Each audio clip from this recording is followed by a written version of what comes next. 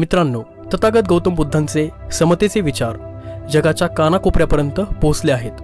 बुद्धांनी 2500 वर्षापूर्वी सांगितलेले मानवतावादी विचार आजच्या कालखंडात देखील सुसंगत वाटतात। तथागत बुद्धांचे विचार असे आहेत की जे सर्वांच्या जीवनात आनंद घेऊन येतील आणि आपले जीवन शांततेच्या मार्गावर घेऊन जाण्यासाठी नक्कीच मदत करतील। आज मी आपल्याला त्यांच्या अशाच काही विचारांची ओळख या व्हिडिओमधून करून देणार आहे, त्यामुळे सर्वांनी लक्ष देऊन हा व्हिडिओ शेवटपर्यंत बघा।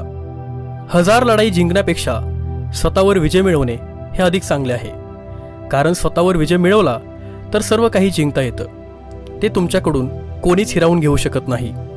जोराच्या लाटेने कदाचित झुडपं विखरली जाऊ शकतात, पण समुद्राची खोली ही मात्र शांत असते, त्यामुळे शांत राहायला शिका।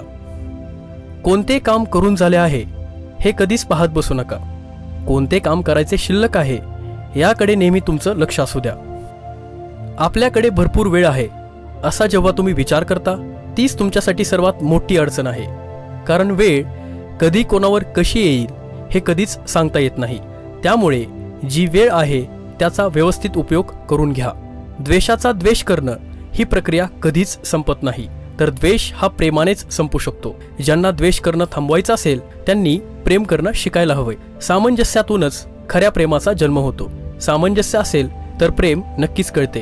प्रेमाचा मार्ग हा हृदयात असतो, तो इतर ठिकाणी शोधू नका।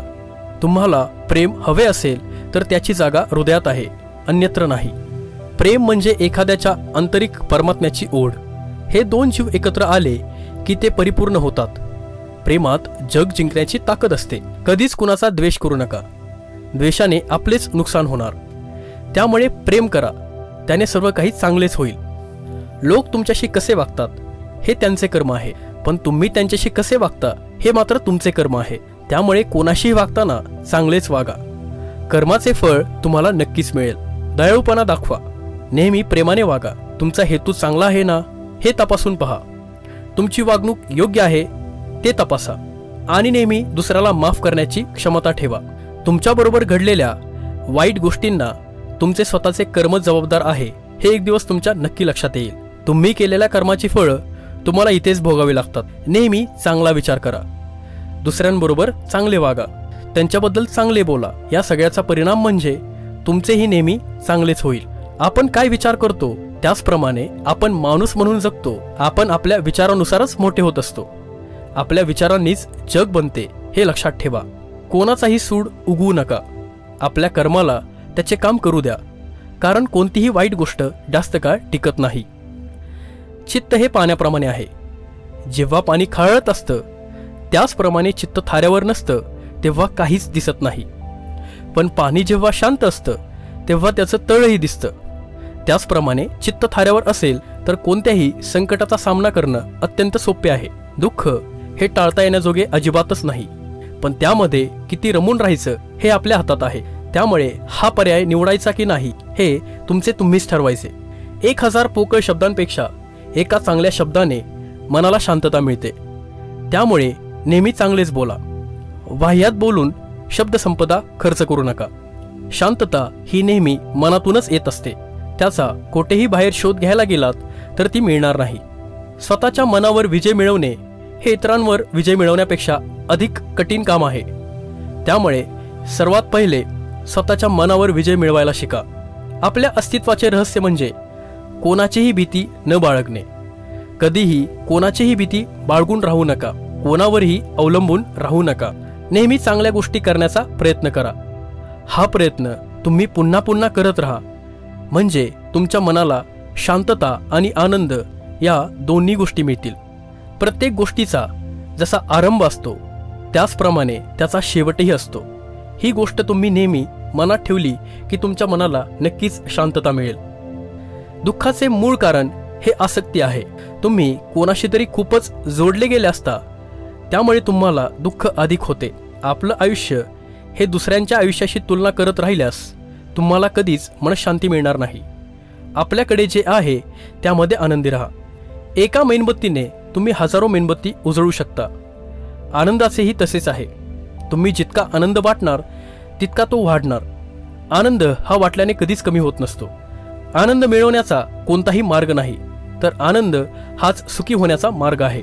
तुम्ही कोण आहात अथवा तुमच्याकडे काय आहे यावर आनंद अवलंबून नाही, तर तुम्ही नक्की काय विचार करता आणि त्यावर काय कृती करता यावर तुमचा आनंद अवलंबून आहे. एक लहान मेणबत्तीचा प्रकाशही अंधार दूर करण्यासाठी खूप आहे. त्याचप्रमाणे एखादी लहानशी कृतीही तुमचे संकट दूर करण्यासाठी मोठी ठरू शकते. आनंद म्हणजे प्रवास आहे. या प्रवासात शेवटचे ठिकाण नाही. आदर हा आरशाप्रमाणे असतो. जितका तुम्ही अधिक दाखवाल तितका तुम्हाला तो अधिक परत मिळतो.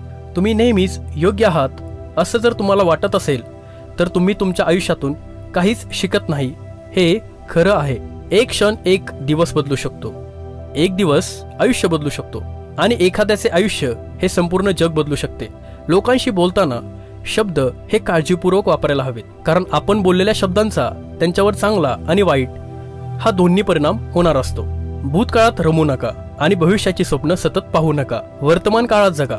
नकारात्मक विचार तुम्हाला कधीच चांगलं आयुष्य देणार नाहीत. त्यामुळे नेहमी सकारात्मक विचार करा. मूर्खांशी मैत्री करण्यापेक्षा एकटे राहणे हे कधीही शहाणपणाचे आहे. जे तुमचा आदर करत नाहीत अशा व्यक्तींसह राहण्यापेक्षा एकट्याने राहणे जास्त चांगले. यशाचं कोणतेही गमक नाही. यश म्हणजे मेहनत, तयारी आणि अपयशातून मिळालेल्या शिकवणीचा योग्य परिणाम होय. तुमच्या संकटावर तुम्हीच उपाय शोधा. इतरांच्या मदतीची अपेक्षा करू नका. यश नक्की मिळेल. यशामुळे आनंद मिळत नाही, तर आनंदानेच यश मिळते. तुम्ही जे करत आहात यावर तुमचे प्रेम असले तर यश नक्कीच मिळते. यशस्वी आयुष्यापेक्षा समाधानकारक आयुष्य हे अधिक महत्त्वाचे असते. तुम्हाला जे मनात वाटते ते तुम्ही करा.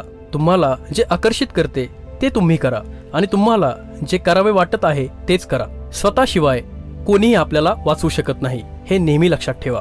3 गोष्टी कधीच लपवता येत नाहीत: सूर्य, चंद्र आणि सत्य. तुम्ही लोकांच्या चेहऱ्याकडे पाहण्यापेक्षा जेव्हा त्यांच्या मनात डोकावून पाहता तेव्हा आयुष्य अधिक सुखकर होतं. शरीर धर्म सर्वांनाच सारखा आहे, त्यामुळे वर्णश्रेष्ठत्व हे मूर्खपणाचे लक्षण आहे. सर्व माणसं सारखीच आहेत.